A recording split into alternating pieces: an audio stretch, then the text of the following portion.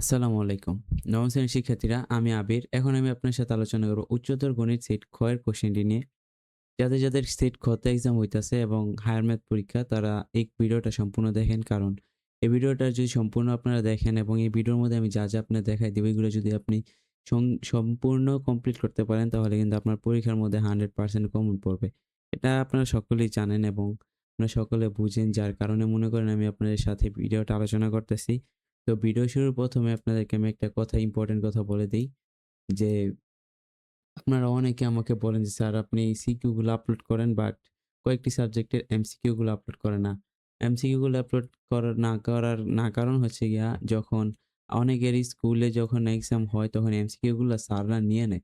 যার কারণে এমসিকিউ গুলা কালেক্ট করা সম্ভব হয় না। কিন্তু তারপরেও আমি যতটা বিষয় পারছি এমসিকিউ গুলা কালেক্ট করার ট্রাই করছি। আর যদি পরবর্তীতে আমার কাছে এমসিকিউ গুলা কালেক্ট হয়ে যায়, তাহলে আমি অবশ্যই এটা আপলোড দিয়ে দেওয়ার ট্রাই করব। ঠিক আছে? তো তোমরা ভিডিওটা সম্পূর্ণ দেখো এবং সিট খ এ যে কোয়েশ্চেনটা আছে এটা সম্পূর্ণ দেখো। যার কারণে মনে করো তুমি পরীক্ষায় আসলেও একটা ভালো একটা রেজাল্ট করতে পারবা। আর এটার ছবি যদি তোমার দরকার হয়, তাহলে আমাদের Facebook পেজ থেকে কালেক্ট করে নিবা। অথবা এটার লিঙ্কও দেওয়া থাকবে, সমস্যা নেই। তোমরা সেইখান থেকেও কালেক্ট করে নিতে পারো। ওকে? তো এই হচ্ছে যে ক নাম্বার ১ নম্বর যে কোয়েশ্চেনটা, মানে এখান থেকে যে ১ নম্বরে তোমাদের সংক্ষিপ্ত প্রশ্নগুলো দেয়া লাগবে। এই যে দেখতেই পাচ্ছ এখানে যে সংক্ষিপ্ত প্রশ্নগুলো আছে, এখান থেকে তুমি যেকোনো ৫ টা সংক্ষিপ্ত প্রশ্নের উত্তর দিবা, বুঝছো? এই যে দেখো। তো সংক্ষিপ্ত প্রশ্নগুলা গেল। তারপর আসে যে সৃজনশীল প্রশ্ন।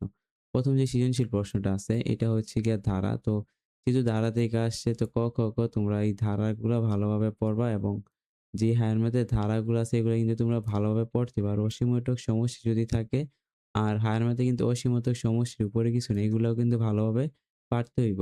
তারপর দেখো, আ ৩ নাম্বারটা, এই যে দেখো এটা হচ্ছে গিয়ে সেট থেকে আসছে। তোমার মনে করো এই যে কি সেট থেকে আসছে। এটা সহজ একটা সেট। তোমাদের যে ফাংশন, সেট ও ফাংশনের যে চ্যাপ্টারটা আছে সেইখান থেকে আসছে। তো এগুলা তোমরা ভালোভাবে অ্যান্সার করবা। তারপরে এখানে আসো, এই যে দেখো ৪ নাম্বারটা, সমীকরণের নিশ্চয়ক নির্ণয় করো। এত x এর মান নির্ণয় করো।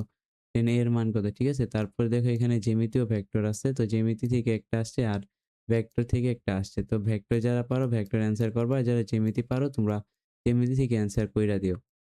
তারপর ত্রিকোণমিতি আর সম্ভাবনা। তো এই ২ টা খুবই সহজ, আমি জানি। এখান থেকে প্রায় 90% পোলাপাইন সম্ভাবনা থেকে অ্যান্সার করে। তারা ত্রিকোণমিতি থেকে অ্যান্সার করে না। শুধু 10% পোলাপাইন যারা ত্রিকোণমিতি পারে তারা ত্রিকোণমিতি থেকে অ্যান্সার করে। তো শিক্ষার্থীরা, বুঝতে পারছো? আর এখন তোমরা কমেন্টে এমসিকিউ যদি করো, তাহলে পরবর্তীতে এটার এমসিকিউ গুলো যখন আমার কাছে কালেক্ট হবে, আমি অবশ্যই এটা আপলোড দিয়ে দেওয়ার চেষ্টা করব। ঠিক আছে? তো ভালো থাকবা সবাই। আল্লাহ হাফেজ।